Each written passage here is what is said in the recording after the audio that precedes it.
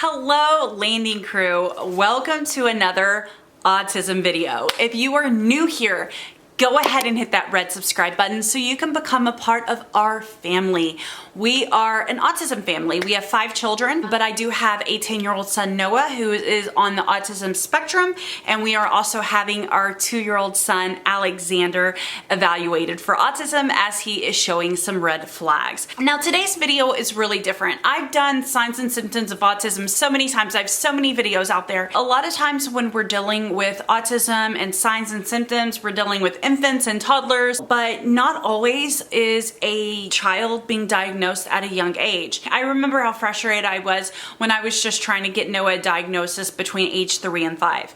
I can't imagine how frustrating it is when you have an older child. But with older children, the signs and symptoms can get a little bit tricky. Since my son is going to be 11 this summer, I think I can give a little bit of examples, but please keep in mind that he is moderate to low functioning. So first is verbal communication, so talking, speech. If your child is constantly just talking over someone or just can't seem to just wait their turn, they're just trying to butt in that conversation, that can be a sign as well. If your child is kind of confused by language sometimes or takes things really literally, like for example, they may not understand jokes. My 2 older children that are 12 and 13 are neurotypical, so we'll just be kind of joking, kidding around, and Noah is completely lost. He doesn't understand. He laughs when he sees everyone else laugh, but that's because he realizes everyone else is laughing, not because he understands the joke or what we're saying. Also, if your child is like really stuck on like one topic, for example, Noah will get really obsessed with something.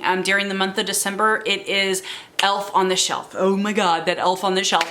All throughout December, that is all he talks about. That's all he can think about. He does the same thing with different YouTubers, different Netflix shows, just become really, really fixated on specific things. It is really like an obsession. They really can't help it, but I can tell you it can get a little bit annoying. Like you're like, okay, let's move on. If your child has like an unusual tone of voice, they might be monotone. If it is hard for them to follow any instructions that has more than 1 or 2 steps. So if you were to say, hey Susie, go throw this away, and then I need you to go get the socks out of the bathroom that are under the sink. If they're just kind of get lost on that and they can't do more than just maybe throw it away and go to the bathroom, and then they're like, oh wait, what am I supposed to do? It might come across as forgetfulness, but it's really about being able to process multiple things at once. Okay, so let's talk about nonverbal communication. And this one is where it can get a little tricky as far as older children on the autism spectrum. If your child is unable to follow nonverbal cues such as like sarcasm or a different tone in voice, that can definitely be an indicator, as well as like if they don't understand, again, jokes as we said earlier, but also like sarcasm, just joking around with them, maybe lightly teasing them a little bit. We've all heard if your child's autistic, they won't have eye contact. I feel like that's such a stereotypical like sign now, because it's very normal for even children on the spectrum to have some eye contact. So if they have a little bit less eye contact or limited eye contact, just not of the normal eye contact. If they're unable to really read facial expressions, it's taken Noah a really long time to know certain facial expressions, and he still doesn't know it. He doesn't really understand it. He knows when I am crying, I am sad. If I'm crying because I'm happy, he can't process that. All he knows is if he sees tears on my face, it's because I'm sad. Okay, now and keep in mind with these signs, these are for older children as well as teenagers. So it is for both. The next thing we're gonna discuss is really relationships, as this is really important. So if your child would rather like spend time alone than with friends, that's not always an indicator. I know sometimes Danielle just wants to be left alone, but if it seems like they really don't have a lot of friends, and if they do, they still just prefer to be by themselves, they like to isolate themselves. If they have trouble relating to other kids or teenagers their age and might prefer younger, then that can definitely be an indicator. I know Noah, like even now, Noah's 10 and he gets along best with like 4 to 6 year olds because it's just easier for him to comprehend and kind of socialize with them, if that makes sense. If they invade personal space, get too close to people, maybe they might ask like inappropriate questions, just out of the ordinary, not socially acceptable questions. Their social skills definitely seem to be lacking.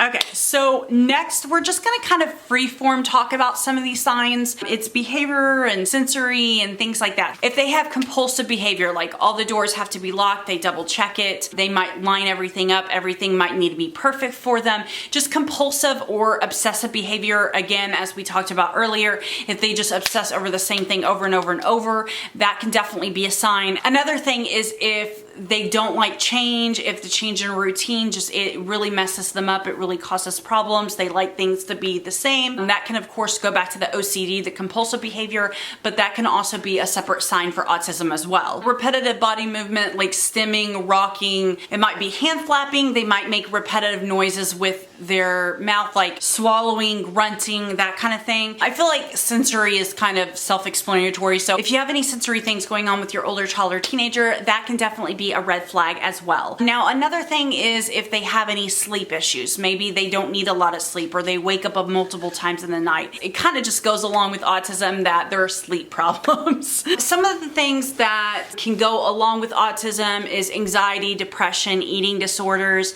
and I feel this is more common in children that are older or teenagers that may not have been diagnosed because they are trying to conform to the normal society, and that can be really stressful if you're not a neurotypical person and you just don't realize it, or maybe others around you don't realize it but they still expect you to.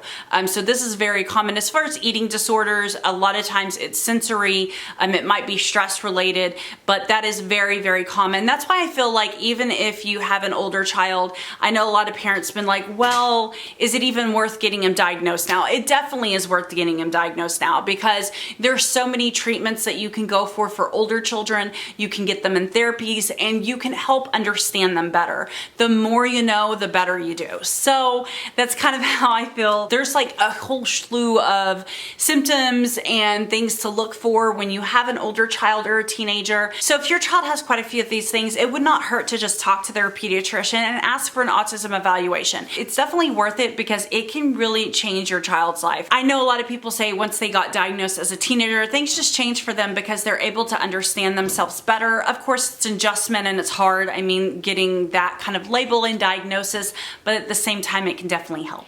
Well, thank you guys so much for coming along. Again, on your way out, do not forget to hit that red subscribe button so you can become a part of our landing crew.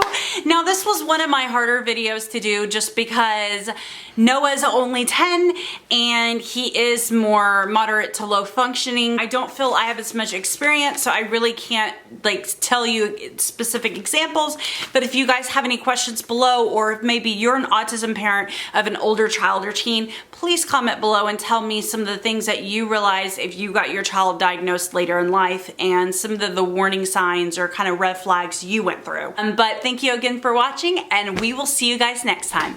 Bye.